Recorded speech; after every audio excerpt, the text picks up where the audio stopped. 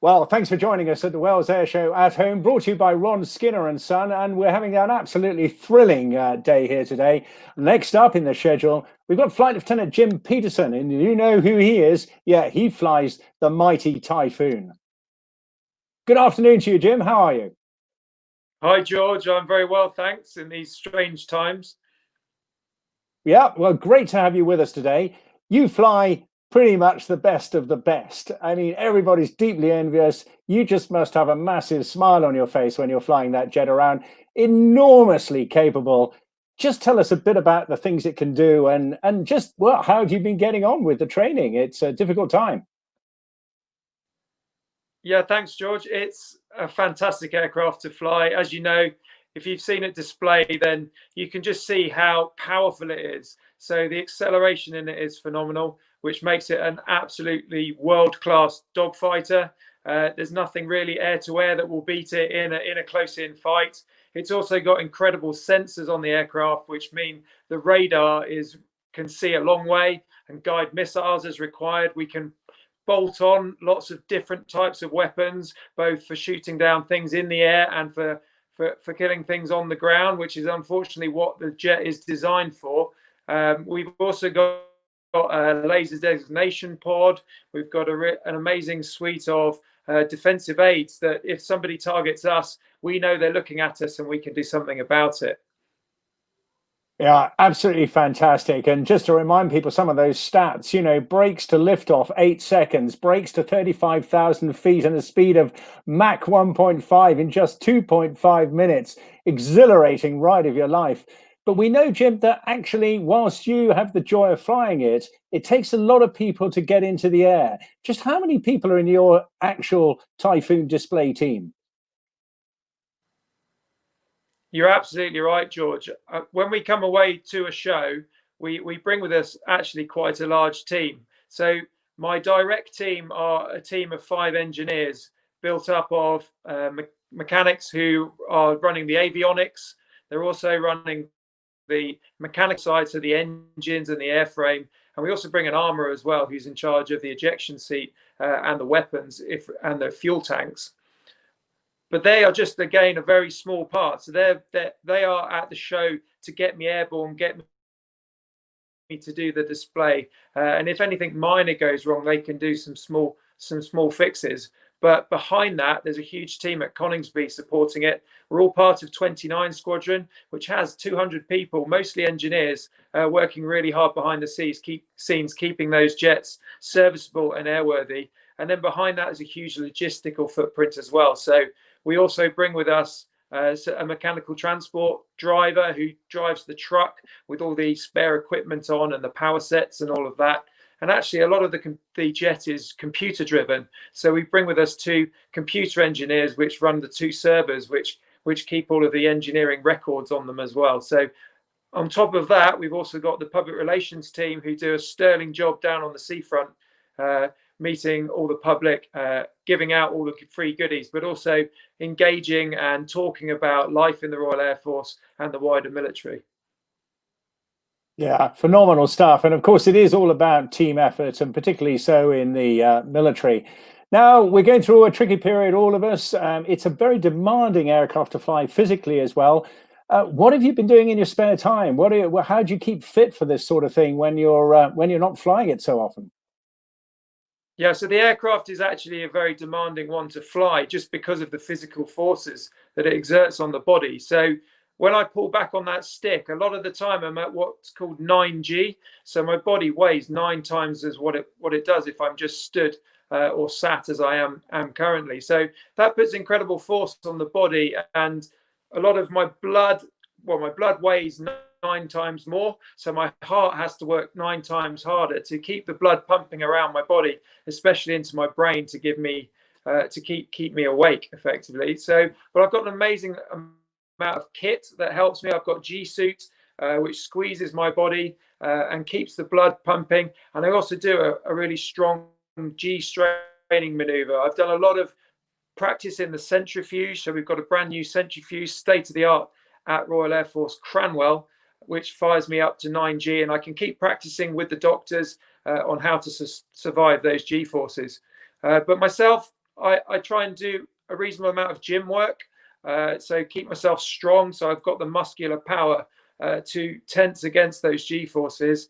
You've got to really have quite a strong neck, because if you can imagine your head with that helmet weighing 9 times as much as well, I physically can't really lift my arms above 5G, just because my arms weigh 5 times as well, more than my muscles can actually lift.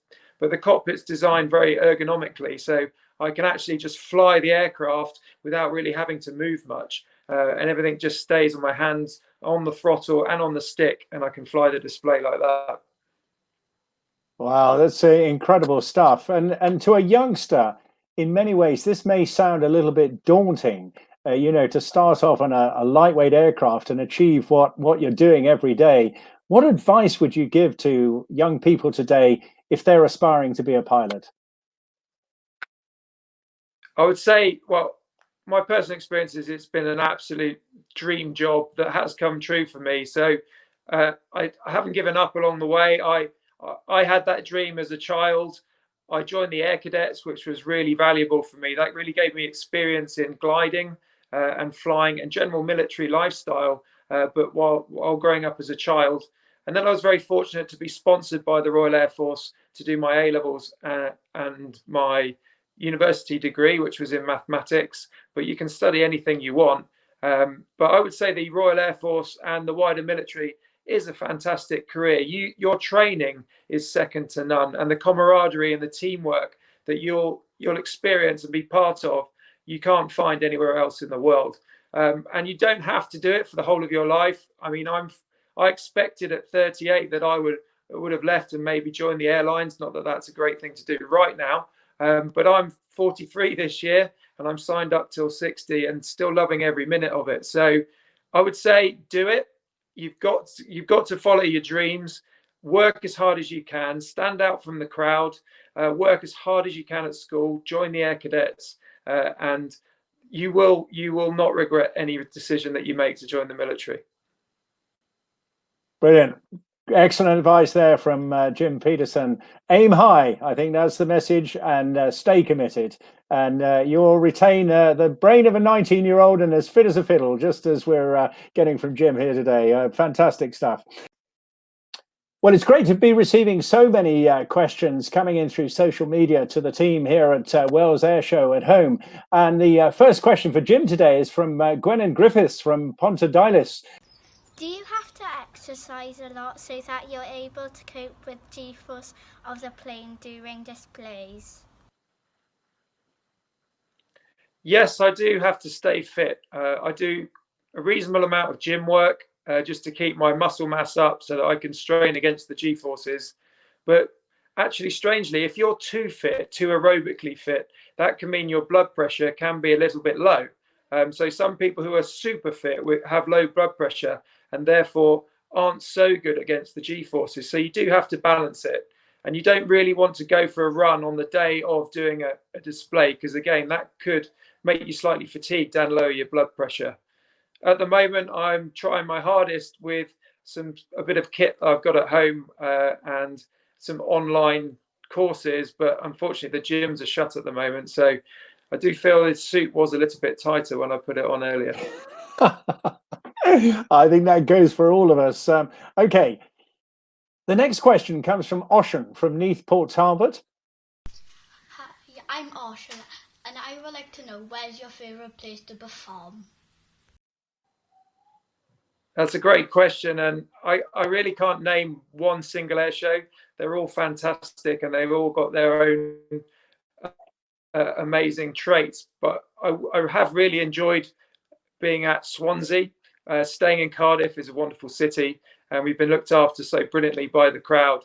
And that bay is just an absolute arena for doing air shows.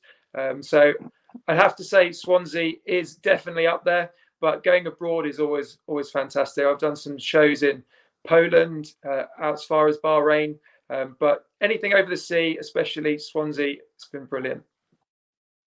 Great stuff. Okay, keep it up. You're doing well. Okay, next question comes from Jeff from Swansea. My name is Jeff. I was wondering what distance you travel before you need to refuel. I love your shows, by the way. Thank you. So we can put extra fuel tanks on the aircraft. When you see me display at Swansea, I've only got one on, but each fuel tank can hold nearly, well, it holds 1,000 litres of fuel, which is about 800 kilograms. We've got 5 tons internally, and we can put up to 3 fuel tanks on the aircraft. So without refueling, we can be airborne for about 2.5 hours. But I've personally flown the aircraft from RAF Coningsby all the way to America in one go using the Voyager tanker and air-to-air refueling. So we can actually stay airborne for a very, very long time if required. Great. I want to talk to you about peeing in flight then. We had a question on that the other day. Okay, moving on then. 6-year-old William Ainan Craig from Lucca. Has the Typhoon jet spin without losing control? So the jet has been designed to be completely unstable. That means that's why it's so maneuverable. But the engineers have done a really clever job with the flight control software. And actually, everything I do in the cockpit has nothing to do with what the aircraft is actually doing. It then goes into a lot of very complex computers, which work out many, many variables and give me the perfect performance that you see in the display. And it's designed that it can't go slow enough to put itself into a spin. The next question comes from Sam from Hendy. What do you do when you need a wee when you're flying?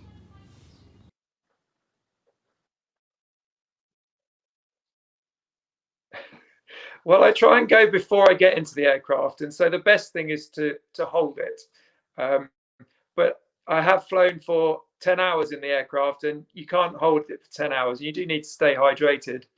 On the ejection seat, it is quite tricky, but you make that safe, and then we're given quite a discreet bag that we can go into with a sponge in it. But we try not to. Sounds like your children in the background there, Jim. Yeah. Anyway, next one. The next question comes from Toronto in Canada, from Alex Morrison. Hi, I'm Alex in Toronto. I was wondering what inspired you to become a pilot? So it was actually air shows that inspired me to become a pilot. I went to the TVS Airshow down in Bournemouth when I was a child, and I saw the F-16 and the Red Arrows and just thought, wow, what a spectacle and what a wonderful job. And from there, I just set about my school career and joining the Air Cadets and wanting to be a pilot, and I've not looked back since.